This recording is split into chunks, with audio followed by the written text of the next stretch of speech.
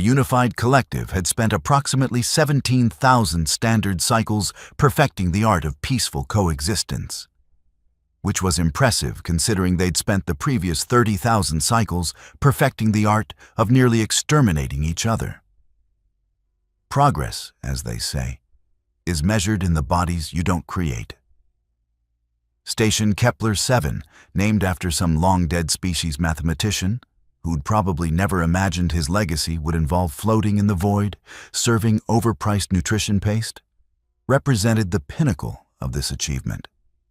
It wasn't just an educational facility. It was a monument to the idea that sufficiently advanced technology could sand down the rough edges of biological reality until everyone played nicely together. The station spun in the darkness between stars, a wheel of gleaming metal and force fields that housed approximately 40,000 students from 217 species. Every corridor hummed with neural dampeners, atmospheric regulators, and enough surveillance equipment to make a paranoid AI feel vindicated. Violence here wasn't just discouraged. It was theoretically impossible. The dampeners would detect aggressive intent approximately 1.3 seconds before it translated to action, and simply shut down the relevant neural pathways. You'd want to throw a punch, your arm would politely decline to cooperate. And you'd spend the next 3 hours in counseling discussing your feelings. The collective had thought of everything. They'd engineered solutions to problems species hadn't even known they had. Territorial disputes? Resolved through carefully moderated debates. Mating competition? Redirected into academic achievement metrics. Predator-prey dynamics? Neutralized through species-specific dining facilities and carefully scheduled corridor usage. It was perfect. Sterile, perhaps. Arguably soulless. But perfect. For 16,998 cycles, Station Kepler-7 maintained a flawless record. Not a single physical altercation. Not one unauthorized aggressive display. The administrators liked to mention this during recruitment tours, usually while gesturing expansively at walls that cost more than some planetary economies. Then, in cycle 16,999, the collective made a decision that would later be described as ambitious, progressive, and catastrophically short-sighted, depending on which committee report you read. They admitted humans. To be fair, nobody had expected Earth to produce anything interesting. The survey teams had cataloged it as Deathworld Classification 11A, which in the collective's typically understated terminology meant every single thing on this planet is trying to kill every other thing, including the weather. The fact that a sapient species had emerged from this biological thunderdome was surprising. The fact that they'd achieved spaceflight without exterminating themselves was borderline miraculous. The fact that they wanted to join the collective's educational programs suggested either remarkable optimism or a fundamental misunderstanding of their own nature. The collective, in their infinite wisdom and finite foresight, chose to interpret it as the former. The human delegation had been refreshingly straightforward during the admission negotiations. Yes, their planet was essentially a horrifying nightmare where everything from the microscopic organisms to the planetary crust itself seemed personally offended by the concept of life. Yes, their evolutionary history read like a horror anthology. Yes, their idea of safe would make most collective species require sedation. But they were very interested in cultural exchange, and they promised their students would be on their best behavior. The collective, swayed by the humans' apparent earnestness and their own conviction that sufficiently advanced systems could civilize anyone, agreed. They did insist on a few modifications to standard protocol. The neural dampeners, for instance, didn't work on humans. Something about their neurological structure, which had evolved to process threat assessment at speeds necessary to avoid being eaten by their own planet, meant the dampeners just gave them headaches. This was fine, the collective decided. Surely a species that had developed philosophy, art, and diplomatic protocols could be trusted to simply not act on their violent impulses. This assumption would later be taught in xenopsychology courses as a cautionary tale. The human students arrived in small groups, carefully distributed across the collective's various institutions. Station Kepler-7 received 6. 5 of them adapted to academy life, with varying degrees of success, becoming minor celebrities for their ability to tolerate atmospheric pressure that would liquefy most species, and their baffling enthusiasm for what they called spicy food, which was actually low-grade chemical warfare. The 6th, however, was different. Her name doesn't matter for this story, not because it wasn't important, but because within 3 cycles of her arrival, most students had stopped using it. She became the human, the Deathworlder, or more commonly, the one we don't make eye contact with. This wasn't because she was aggressive or hostile. Quite the opposite. She attended every lecture, completed every assignment, and maintained what humans would consider a friendly demeanor. But there was something in her smile that translated poorly across species barriers. The Vreniks, whose compound eyes could detect electromagnetic fluctuations invisible to most species, said her smile made their sensory organs ache. The Othani, who communicated partially through bioelectric fields, claimed she disrupted their signals just by being nearby. The Quilics, a gaseous collective consciousness, reportedly needed to reconsolidate after sharing a classroom with her for an hour. Nobody could articulate exactly what was wrong, which made it worse. She wasn't breaking any rules. She wasn't technically doing anything threatening. She was just herself. And herself had been forged in a crucible where being unconvincing meant becoming nutrients. For 3 cycles, she navigated the Academy's social hierarchy with the careful precision of someone walking through a minefield, which, given her planet's tendency to make normal terrain actively hostile, was probably good practice. She learned which species found direct eye contact aggressive and adjusted her gaze accordingly. She memorized the 17 different acceptable greeting gestures and their contextual variations. She even mastered the art of the collective's preferred conflict resolution method, which involved extensive discussion of feelings and consensus building that would make most humans want to gnaw off their own limbs. She was, by every measurable metric, a model student. The problem with measurable metrics is they don't measure everything. In the upper tiers of Station Kepler-7's social hierarchy existed a peculiar phenomenon that the collective's founders had failed to engineer away: elitism. It turned out that removing physical dominance displays didn't eliminate social hierarchies. It just made them more elaborate. The students at the apex of this structure came from species that had been collective members for thousands of cycles. They'd perfected the art of social warfare, that peculiar form of aggression that left no marks but could destroy reputations with surgical precision. Among these, elites circled 3 particular students who'd formed what humans might call a clique, and what the collective's literature called an influential peer collaborative. They represented some of the most advanced species in known space, and they knew it. The first was Zelthonis, whose species had evolved from silicon-based hive organisms on a planet where carbon was an exotic element.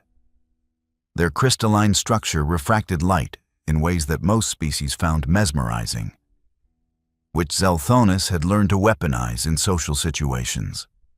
They could quite literally make themselves the center of attention in any room, and they'd built a reputation as the Academy's premier tastemaker. What Zelthonis endorsed became popular. What they dismissed became social suicide. The second was Vrax Kor, a methane breather whose species had spent their evolutionary history in crushing darkness, developing cognitive abilities that made them strategic geniuses. Vrax Kor existed in a sealed suit of their own atmosphere, which somehow made them more intimidating. They rarely spoke, but when they did, their observations cut through social pretense like a laser through fog. They'd built their reputation on knowing everyone's secrets and being terrifyingly good at using them. The third was Pelmara, whose four-armed species had practically invented diplomacy as other species understood it. The Pelmaran Accords were literally named after their homeworld. Pelmara could navigate any social situation, diffuse any conflict, and make anyone feel either welcomed or ostracized with equal facility. They were charm personified, which made their cruelty all the more devastating when they deployed it. Together, they represented everything the collective believed it had achieved. Diverse species working in perfect, if coldly calculating, harmony. For 3 cycles, they'd observed the human with the analytical interest of scientists examining a fascinating specimen. She disrupted the careful social order simply by existing. Other students didn't know how to categorize her. She came from a species nobody had heard of 6 cycles ago, from a planet that sounded like a punishment.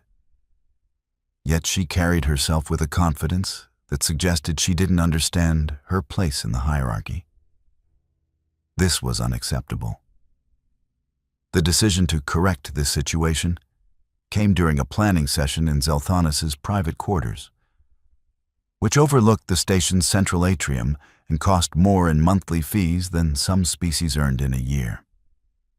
She doesn't defer, Zelthanis observed, their crystalline structure pulsing with light patterns that indicated mild irritation. Every other species understands the social framework. She just ignores it. Not ignores, Vrax Kor corrected from their containment suit, their voice translated through speakers that made everything sound vaguely menacing. She's unaware. Her species lacks the evolutionary context to understand hierarchy without physical dominance displays, which the dampeners prevent, Pelmara added, gesturing with 2 of their 4 hands in a pattern that expressed concerned contemplation. She's operating without feedback mechanisms. Someone needs to provide that feedback. Someone. Zelthanis' light patterns shifted to amused amber. Us, Pelmara clarified, as if this had always been obvious. It's practically our duty. We maintain the social order. She's disrupting it. Therefore, we restore balance. The plan they devised was, by the standards of the collective social warfare, relatively restrained. They would arrange a casual encounter after her applied xenobiology lecture, when foot traffic in that corridor section was statistically lowest. They would express their concerns about her social integration. They would offer guidance, framed as friendly advice from concerned peers. They would make it clear, through the careful application of social pressure and implied consequences, that she needed to adjust her behavior. It was civilized. It was non-violent. It was exactly the sort of thing the collective's founders had envisioned as proper conflict resolution. None of them had bothered to research what happens when you corner a predator. Applied xenobiology concluded precisely on schedule, as all classes at the academy did. The human gathered her materials with practiced efficiency while other students filed out, engaged in the post-lecture ritual of comparing notes and complaining about assignment difficulty. She moved with a fluid economy of motion that some species found unsettling, though they couldn't articulate why. It was just that she never seemed to waste movement, never second-guessed her actions, never displayed the slight awkwardness that characterized most species' baseline behavior. She exited into Corridor 7 Delta, which connected the sciences wing to the residential sectors. The corridor was wider than strictly necessary, a design choice meant to prevent the territorial anxiety some species experienced in confined spaces. The walls displayed rotating art from various collective cultures, currently showing something that involved geometric patterns in colors most humans couldn't perceive. Lighting was maintained at levels comfortable for the 17 species who used this corridor most frequently, which meant it was slightly too bright for human preference. She'd made it approximately 40 meters when they materialized from a side passage. Not literally materialized, of course. That would require technology beyond even the collective's capabilities. But they'd timed their entrance with the precision of people who understood theater. Zelthonis emerged first, their crystalline structure catching the light and scattering it in attention-grabbing patterns. Vrax's core followed, their containment suit servos whispering softly. Pelmara came last, all four arms positioned in a gesture that would read as friendly to most species, but blocked the corridor's width with casual completeness. The human stopped walking. Her posture didn't change dramatically, but something in her stillness suggested heightened awareness. Her head turned, tracking each of them in sequence, and several students further down the corridor suddenly discovered urgent reasons to be elsewhere. "Good cycle," Pelmara began, their voice warm and modulated for maximum approachability. "We hoped we might have a moment of your time." "I have time," the human replied. Her voice was level, accent still carrying traces of her native language's patterns. "What do you need?" "Need is such a transactional word," Zelthonis interjected, their light patterns shifting to conversational teal. "We wanted to talk, peer to peer, about your integration experience." "My integration is fine." Short responses now, economical. Her eyes tracked between them in a pattern that wasn't quite fast enough to seem nervous, but wasn't quite slow enough to seem relaxed. "Is it, though?"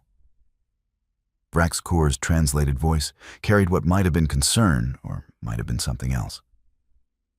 "We've noticed you seem isolated, struggling to understand the social dynamics here." "I understand them fine." "Do you?" Pelmara stepped slightly closer, still smiling, still ostensibly friendly. Two of their hands gestured in patterns meant to seem open and welcoming. The other two, positioned lower, created a subtle barrier. "Because from our perspective, you've been making several social missteps. Nothing major, of course, but the sort of thing that compounds over time." Other students had stopped in the corridor now, though maintaining careful distance. The collective discouraged direct intervention in social disputes. It was considered poor form to insert yourself into others' conflicts. The proper response was to observe, perhaps record if the situation seemed instructive, and trust that the individuals involved would reach consensus through dialogue. The human's eyes flicked to these observers, then back to the three in front of her. Her weight shifted almost imperceptibly. "What kind of missteps?" she asked. "Your eye contact patterns," Zelthonis said. "Your spatial positioning in group discussions. Your tendency to question established social hierarchies through subtle behavioral cues." "I'm not questioning anything." "Not consciously, perhaps." Vrax's core moved slightly to the side, not quite encircling, but suggesting the possibility.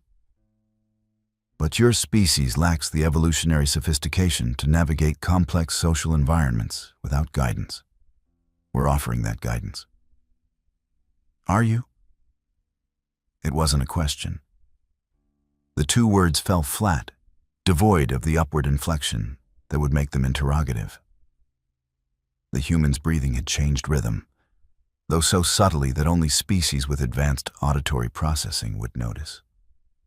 "We are," Pelmara confirmed, taking another small step forward. They were now close enough that their personal space and the humans would overlap by most species standards. Consider it a friendly intervention. We're concerned that your current trajectory will lead to social isolation and academic difficulties. We want to help you avoid that. By cornering me in a corridor. Cornering? Pelmara's expression shifted to confused concern, which was impressive given their species' non-standard facial structure. We're having a conversation, hardly cornering. 3 of you, 1 of me, blocking my path, after class when traffic is low. The human's voice remained level, but something had changed in her tone, something that didn't translate well through the collective's communication matrices. That's interesting. Your paranoia is exactly what we're talking about, Zelthonis said, their lights shifting to disappointed purple. You interpret friendly concern as threat. It's a Deathworld mentality that has no place in civilized society. Deathworld mentality, the human repeated. She'd stopped tracking them individually now. Her gaze had gone slightly distant, which some species found even more unsettling than direct eye contact. Right. We're not your enemies, Vraxkor assured her. We're trying to help you understand how things work here. There's a proper order to social interactions. Hierarchies exist for good reasons. Your species is new, which means you start at the bottom and work your way up through demonstrated competence and social acumen.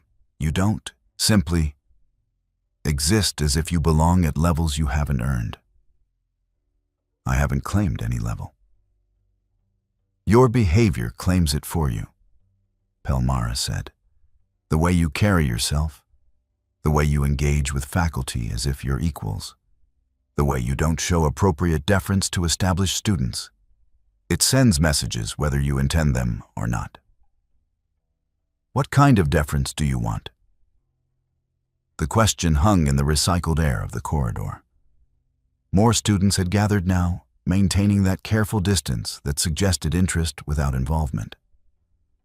Someone was probably recording this. These sorts of social corrections sometimes became instructional materials in conflict resolution courses.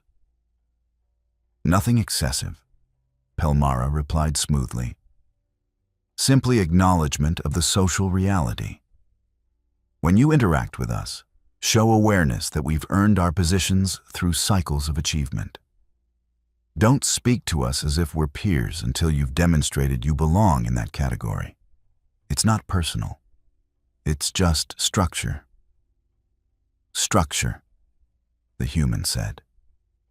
Then she smiled. Later, when investigators tried to reconstruct the sequence of events, this moment would be identified as the critical juncture. Multiple students in observation positions would describe the smile in their statements, though their descriptions varied wildly by species. The Vrenix witnesses reported that the electromagnetic spectrum around the human's face distorted. The Othani claimed her bioelectric signature spiked before disappearing entirely. The Quilix had to be sedated after attempting to describe what they'd perceived. The humans consulted during the investigation were less dramatic, but more disturbing. They called it a threat display smile, and explained that their species had developed the expression during their evolutionary history. It wasn't a happiness smile. It wasn't a friendly smile. It was the smile predators gave prey when they decided the chase was over. To human eyes, it probably looked perfectly ordinary. Lips pulled back, teeth visible. Nothing supernatural or technologically disruptive about it. To species whose evolutionary history involved being something's lunch, it hit different. That's funny, the human said, still smiling. Structure, I like that word. The first camera died at 1447 station time. One moment, it was functioning perfectly, recording the scene in the corridor with its usual fidelity. The next moment, its feed dissolved into static before cutting out entirely. Maintenance logs would later show no hardware failure, no software glitch, no external interference. The camera simply decided it had seen enough. On Earth, the human continued, and her voice had dropped half an octave into a register that probably meant something comforting in her species' social contexts, but translated as something else entirely here. We have structure too. We evolved with it. Do you know what kind of structure? She didn't wait for an answer. Food chains. Two more. Cameras failed. Zelthonis's light patterns flickered erratically, cycling through colors that indicated confusion, then concern, then something that didn't have a name in their emotional spectrum. Vraxcor's containment suit emitted a soft whine as its atmospheric regulators worked harder than usual.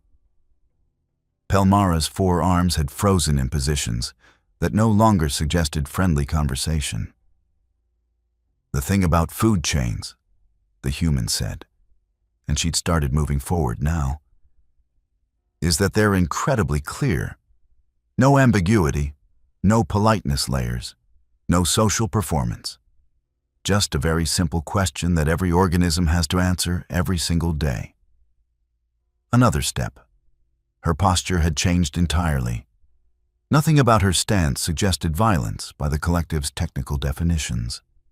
She hadn't raised her hands, hadn't made threatening gestures, but something in the way she held herself, in the way her weight distributed, in the way her breathing had settled into a deeper rhythm, spoke a language older than civilization. "Am I eating?" she continued. "Or am I being eaten?" Pelmara tried to step back and discovered their body had different ideas. Their species had evolved on a world where running from predators was discouraged by the simple fact that everything faster than you was interested in eating you. Better to freeze, hope it didn't notice, hope it decided you weren't worth the calories. Ancient instincts, buried under thousands of cycles of civilization, had just woken up with alarming opinions about the current situation. "This is inappropriate," Zelthonis managed. Though their light patterns had collapsed into a tight, defensive cluster that probably looked brilliant, but suggested they were approximately 3 seconds from having a breakdown. "We're attempting to have a civilized conversation." "Are you?" The human's smile hadn't changed. If anything, it had intensified, which witnesses would later describe as physically impossible and against several laws of nature. "Because, from where I'm standing, it looks like 3 people blocked the path of someone they considered weak, someone they thought would be easy to intimidate, someone from a species they decided didn't understand structure." She was close to Pelmara now, not touching. The collective's regulations about personal space were very clear, and she hadn't violated a single one, but close enough that Pelmara's 4 arms trembled with the effort of not recoiling. "Let me explain Earth structure to you," the human said softly. "On my planet, my species isn't even apex. We're not the biggest, not the strongest, not the fastest. We're just the ones who survived by being too stubborn to die and too mean to quit.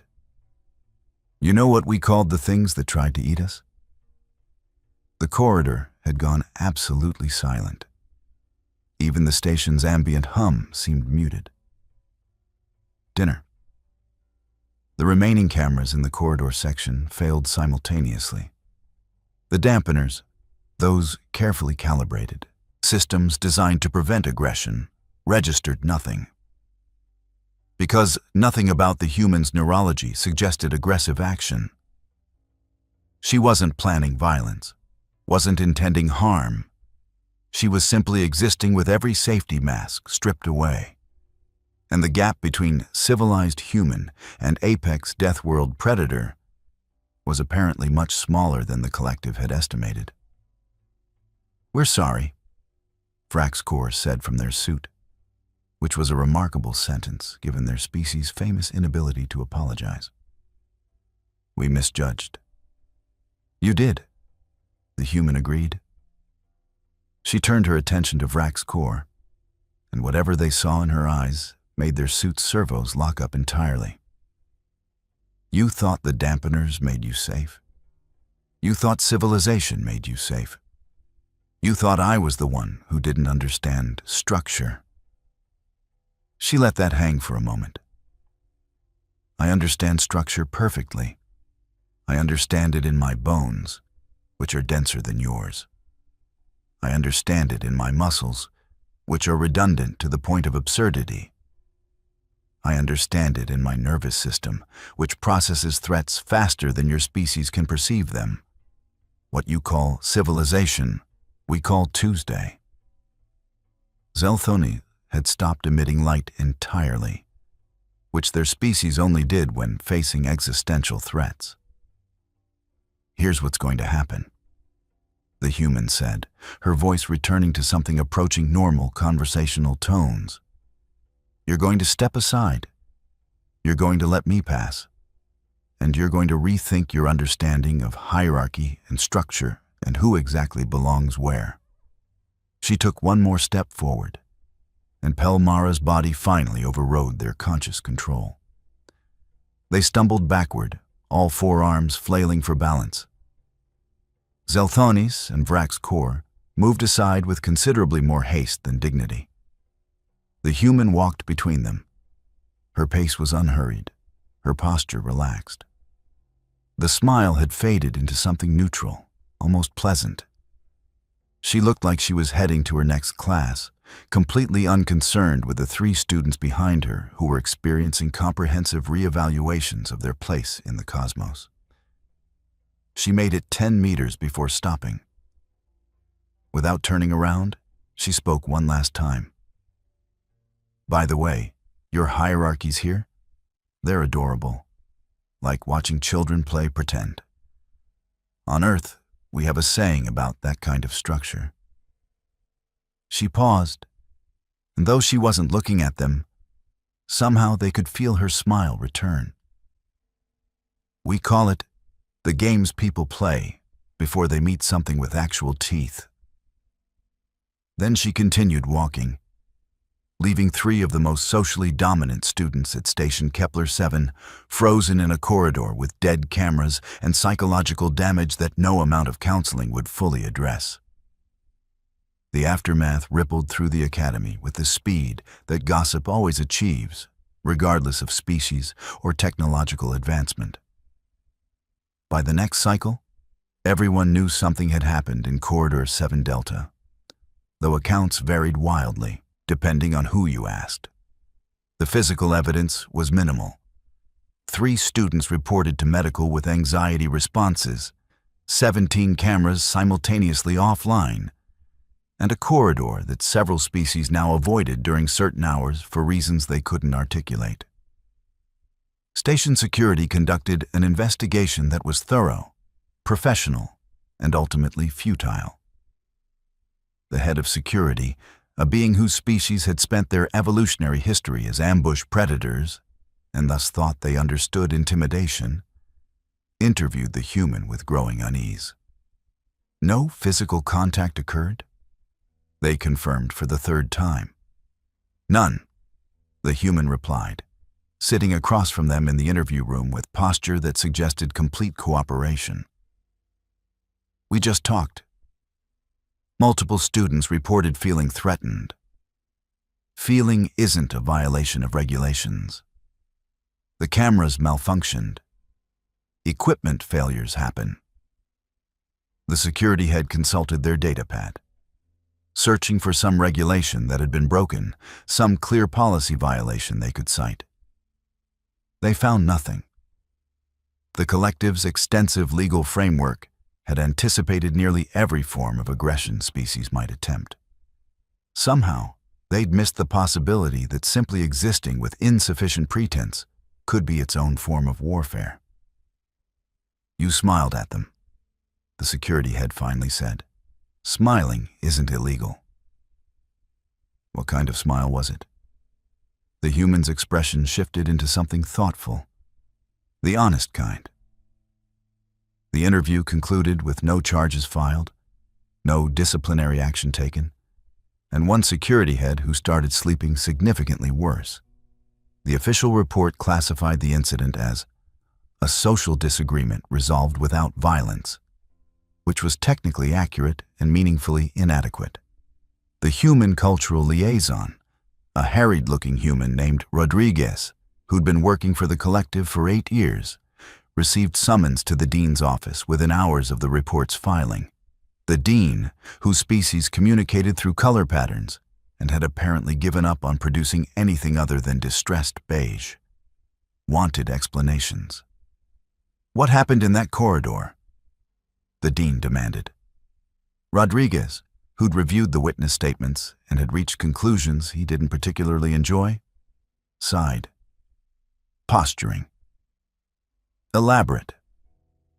My species spent approximately 200,000 years establishing dominance hierarchies without killing each other. Well, without always killing each other.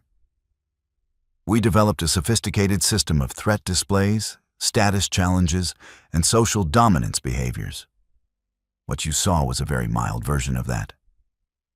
Mild? The dean's beige deepened toward brown.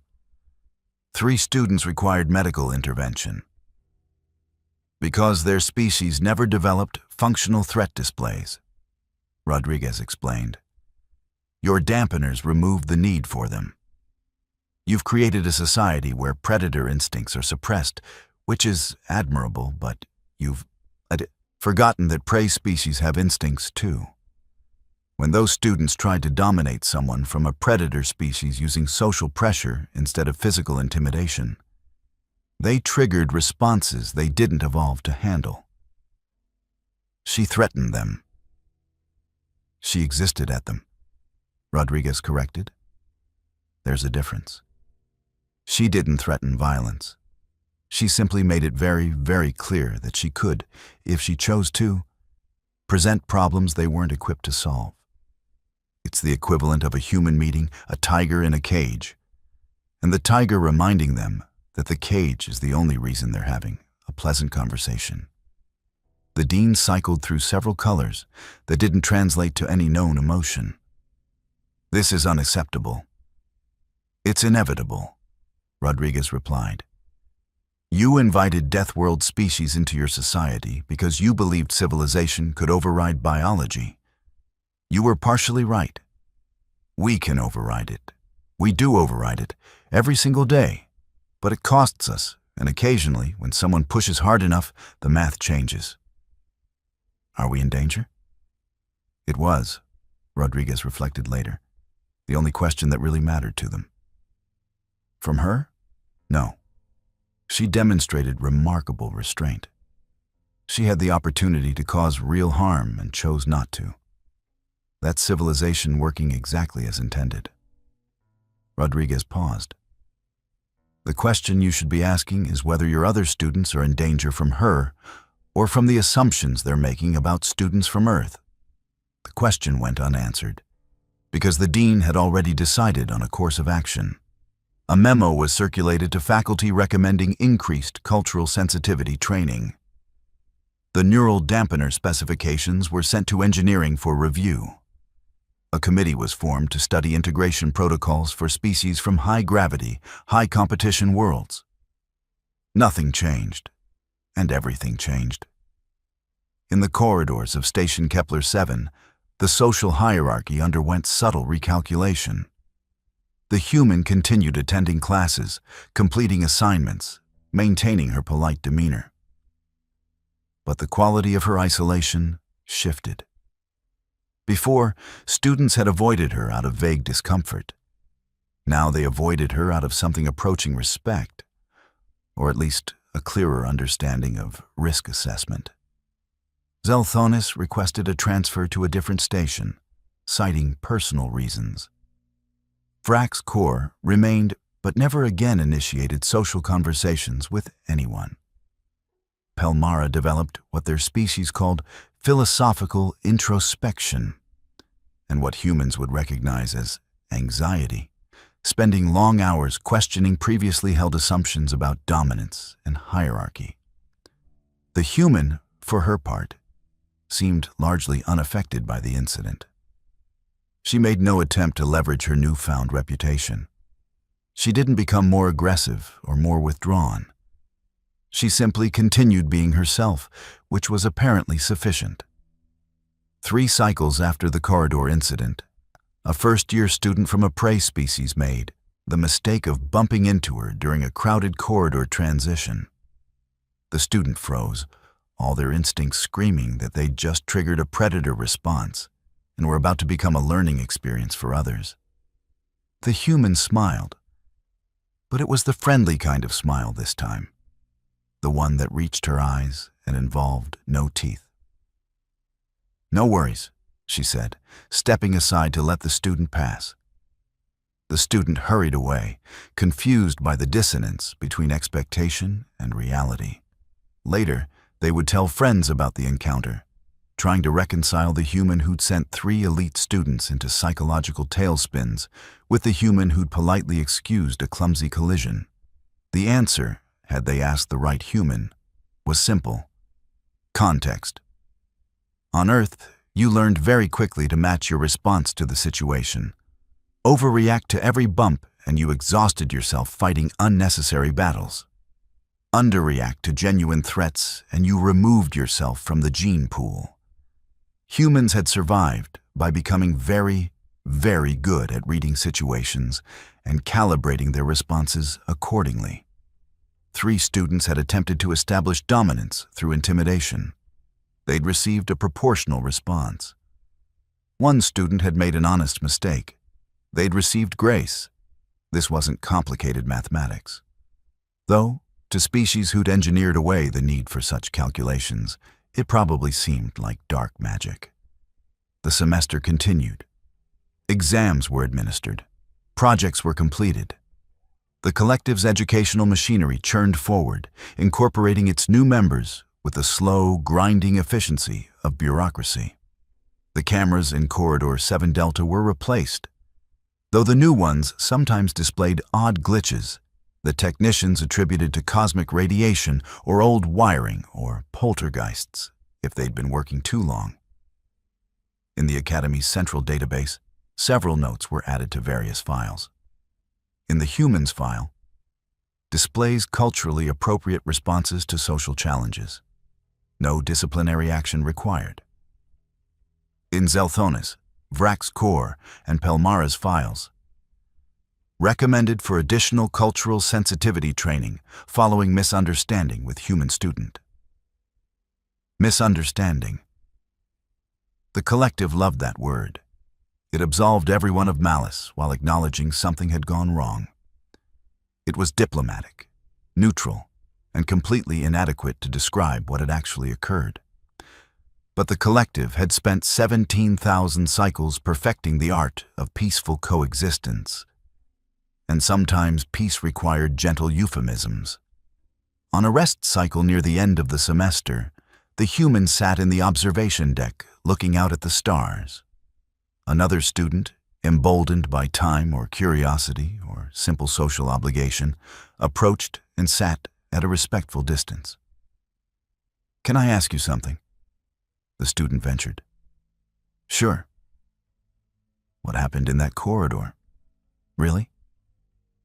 The human considered the question, watching light from a distant star bend around the station's gravitational field. They thought the rules changed because we weren't on Earth anymore. They forgot that biology doesn't update as fast as legislation. "Are you angry about it?" "About what?" "They made a mistake. They learned from it. That's how growth works." "They were trying to hurt you." "Socially, yeah." The human shrugged. "On Earth, we have a saying, do no harm, but take no shit." They pushed. I pushed back. We all learned something about boundaries. That's a good outcome. The student processed this. "You don't seem like the person everyone describes." "I'm not," the human agreed. "I'm just someone from a competitive environment trying to navigate a cooperative one. Most days I manage it fine. That day, someone tested the boundaries, and I reminded them where they were. By smiling at them. By being honest with them, the human corrected. The smile was just communication. On Earth, we have lots of different smiles. Happy smiles, nervous smiles, threatening smiles. It's efficient once you learn the language. Your planet sounds terrifying. It is, the human agreed cheerfully. It's also beautiful and frustrating and the only home I've got. You learn to appreciate the contradictions. The student sat with that for a moment. For what it's worth, I don't think you're scary. The human turned to look at them, and her smile was genuine, warm, completely devoid of anything except friendliness. Thanks. That means more than you probably realize. They sat together for a while longer, watching stars that didn't care about hierarchies or species, or the complicated social dances of evolved beings trying to coexist. The universe was vast and indifferent, which made the small moments of connection precious. Eventually, they went their separate ways, back to the Academy's routines. The collective continued its mission of binding disparate species into functional civilization. Station Kepler-7 maintained its operations, processing students through its programs, preparing them for whatever roles they'd fill in the broader society. And in Corridor 7 Delta, where cameras still sometimes glitched for no reason technical services could identify, students continued passing by, most of them unaware of what had happened there. Those who knew the story told it to newcomers, each telling adding embellishments and losing details until it became Academy mythology. The human at the center of the story completed her studies with distinction, neither acknowledging nor denying the reputation that followed her. She'd come to learn, and she'd learned. She'd come to prove humans could integrate into the collective, and she'd proven it, albeit not quite the way the collective had expected. Years later, a xenosociology student would write their dissertation on the incident, analyzing it as a case study in cross-species miscommunication and the challenges of integrating predator species into predominantly prey species societies. The paper would win awards. It would become required reading in diplomatic training programs. It would spawn countless follow-up studies and symposiums. None of it would quite capture what had actually happened in that corridor, because some things resist academic analysis. Sometimes, the universe reminds evolved civilizations that they're only temporarily removed from their evolutionary roots. Sometimes, someone forgets that politeness is a choice predators make. And sometimes, the most dangerous thing you can encounter isn't someone looking for a fight. It's someone who knows exactly how to end one. The unified collective would continue its mission of peaceful coexistence. Station Kepler-7 would continue producing educated, culturally sensitive graduates. Humans would continue integrating into galactic society, learning its rules and teaching their own in exchange. But in quiet moments, in administrative meetings when discussing integration protocols, someone would inevitably reference the corridor incident. It became shorthand for a lesson the collective hadn't expected to learn. Civilization was a beautiful achievement, but it worked best when everyone remembered it was a collaboration, not a guarantee. And somewhere in the galaxy, on a death world called Earth, where evolution had spent millions of years teaching very specific lessons about hierarchy and dominance, and what happens when you corner something with teeth, humans continued being human, complicated, adaptable, and dangerous, only when you forgot they were choosing not to be. The story ended the way most real stories do, without dramatic conclusions or neat resolutions. Life continued. Lessons were learned. Myths were made. And in Station Kepler-7's maintenance logs, Corridor 7 Delta's cameras remained listed as requiring frequent service, a bureaucratic notation that would persist long after everyone involved had graduated and moved on. Some stories don't end. They just become part of the architecture.